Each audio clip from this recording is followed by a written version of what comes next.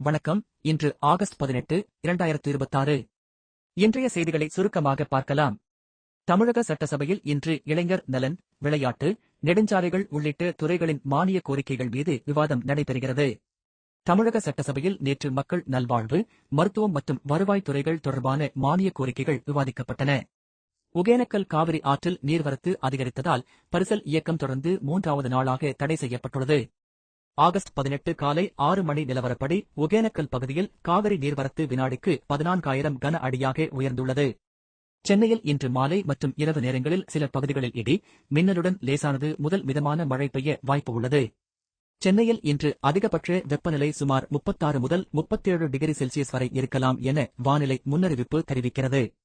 செங்கல்பட்டு மற்றும் விழுப்புரம் மாவட்டங்களில் இன்று பலத்த மழைக்கு வாய்ப்பு இருப்பதாக தகவல் வெளியாகியுள்ளது. தமிழகத்தின் பல்வேறு பகுதிகளில் தென்மேற்கு பருவமழை காரணமாக மழை தொடரும் என வானிலை தகவல்கள் தெரிவிக்கின்றன. முல்லைப் பெரியாறு அணையின் நீர்மட்டம் நீர்பிடிப்பு பகுதிகளில் மழை குறைந்ததால் சரிந்துள்ளது. முல்லைப் பெரியாறு அணைக்கு நீர்வரத்து வினாடிக்கு 690 கன அடியாக குறைந்துள்ளதாக தெரிவிக்கப்பட்டுள்ளது. ஆசனூர் அருகே குட்டிகளுடன் யானைகள் கூட்டமாக சாலையை கடந்ததால் வாகன ஓட்டிகள் சிறிது நேரம் காத்திருந்தனர். நீலகிரி குன்னூர் பகுதியில் குடியிருப்பு பகுதிக்கு வந்த சிறுத்தையை பெண் ஒருவர் விரட்டிய சம்பவம் பரபரப்பை ஏற்படுத்தியுள்ளது. சேலத்தில் 14 வயது சிறுமிக்கு கூட்டு பாலியல் தொல்லை கொடுத்ததாக கூறப்படும் வழக்கில் 4 பேர் கைது செய்யப்பட்டுள்ளனர். போதை மறுவாழ்வு மையத்தில் சிகிச்சை பெற்ற ஒருவர் உயிரிழந்த சம்பவத்தில் 5 பேர் கைது செய்யப்பட்டுள்ளனர். தமிழ்நாட்டில் நீட் தேர்வு தொடர்பாக காங்கிரஸ் எம்.பி. மாணிக்கம் தாகூர் அதிமுக மற்றும் மத்திய அரசை விமர்சித்து கருத்து தெரிவித்துள்ளார். ஓணம் பண்டிகையை முன்னிட்டு பெங்களூரு கண்டூர் இடையே சேலம் வழியாக சிறப்பு ரயில் இயக்கப்பட உள்ளது. பெங்களூரு கண்டோன்மென்ட் கண்டூர் சிறப்பு ரயில் ஆகஸ்ட் 20ஆம் தேதி இரவு புறப்பட உள்ளது. சிவகங்கை மாவட்டத்தில் நடைபெறும் விளையாட்டுப் போட்டிகளில் வெற்றி பெறுபவர்களுக்கு பரிசுகள் வழங்கப்பட உள்ளதாக அறிவிக்கப்பட்டுள்ளது.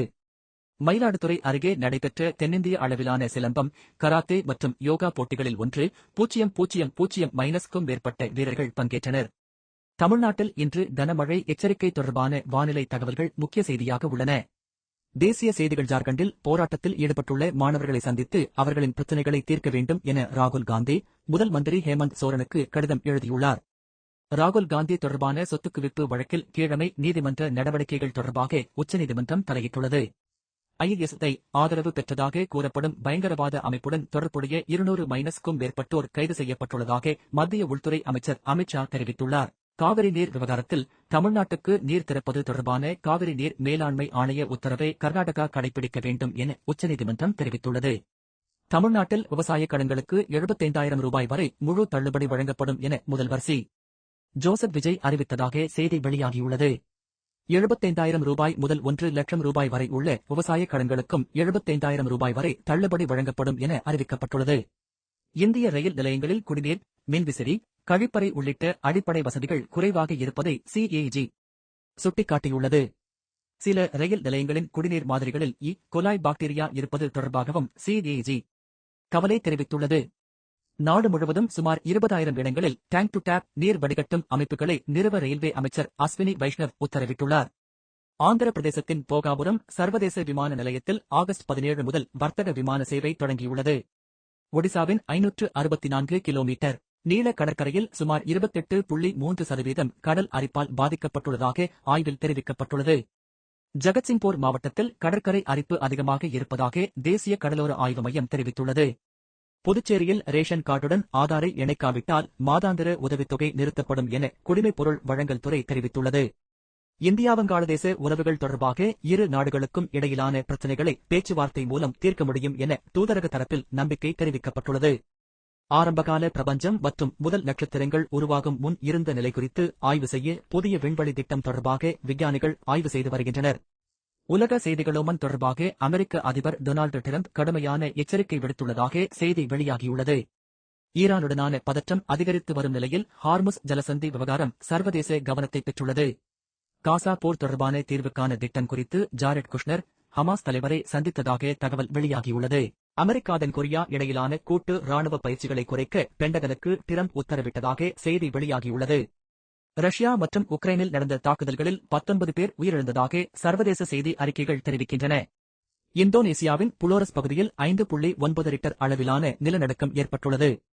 இந்தோனேசியாவில் தொடர்ச்சியாக ஏற்பட்ட நிலநடுக்கங்களில் உயிரிழந்தோர் எண்ணிக்கை ஆகஸ்ட் 1953 உயர்ந்துள்ளதாக தகவல் வெளியாகியுள்ளது. அமெரிக்காவில் ஒரு கடையை நிர்வகிக்க பயன்படுத்தப்பட்ட செயற்கை நுண்ணறிவு அமைப்பு தொடர்ந்து தாமதமாக வந்த மனித ஊழியரை பணிநீக்கம் செய்த சம்பவம் பேசுபொருளாகியுள்ளது.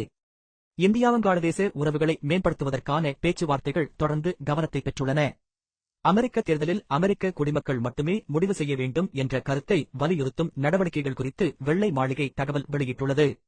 விளையாட்டு செய்திகள் 2026 ஹாக்கி உலகக் கோப்பையில் இந்தியா சீனா ஆட்டம் 2-2 வரை என்ற கோல் கணக்கில் டிராவில் முடிந்தது. ஆஸ்திரேலிய கிரிக்கெட் அணியின் பேட்டிங் செயல்பாடு குறித்து விமர்சனங்கள் எழுந்துள்ளன. ஆர்சனல் அணி மான்செஸ்டர் சிட்டியை 3-0 வரை என்ற கோல் கணக்கில் வீழ்த்தி கம்யூனிட்டி ஷீல்டை வென்றுள்ளது.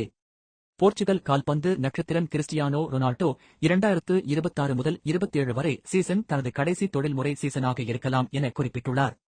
இன்று சென்னை சேப்பாக்கத்தில் DNPL போட்டி நடைபெறுகிறது. சேப்பாக் சூப்பர் கில்லிஸ் மற்றும் கோவை கிங்ஸ் அணிகள் மோதுகின்றன. மீண்டும் நாளைய செய்திகளுடன் பார்க்கலாம். நன்றி, வணக்கம்.